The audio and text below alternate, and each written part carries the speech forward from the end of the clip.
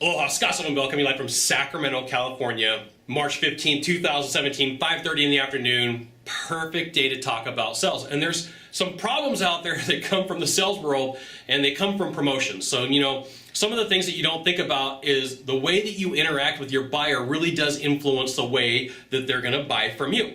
And so think about this. A lot of times when you're having a promotion, that should be the ticket to get in the door. So you have like a product that's got 30% off. That's the ticket to get in the door to have the conversation. Where I see a lot of salespeople make the mistake is they carry over the belief that the product that they have that's on sale needs to have that discount for everything that they sell across the line. And one of the things that salespeople do is they get addicted to giving discounts.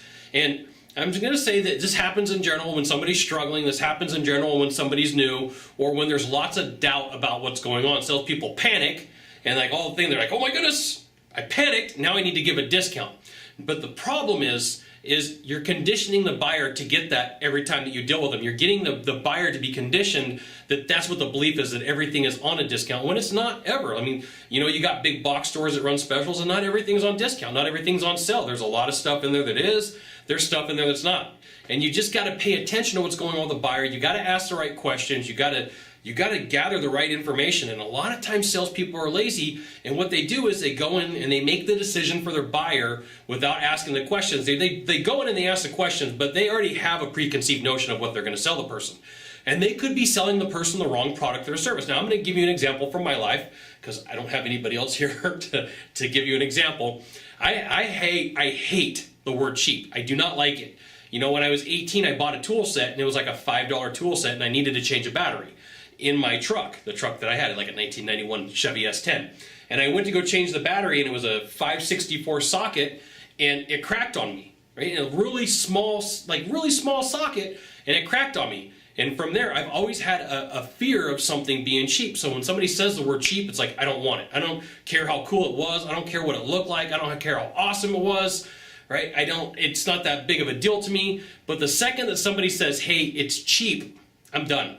I don't want anything to do with it. And it's like, show me something different. And so sometimes you as a salesperson, what you're doing is you're giving your selection to the buyer, and you're giving them what you think that they should have. But what if they want something cooler? What if they want something that costs more? And I see this a lot with salespeople that they go in and they're like, well, I'm just going to sell you the cheapest thing. I'm just going to sell you the cheapest thing. Well, if you got somebody who's like me and you hate the word cheap, the sale's done. It's over.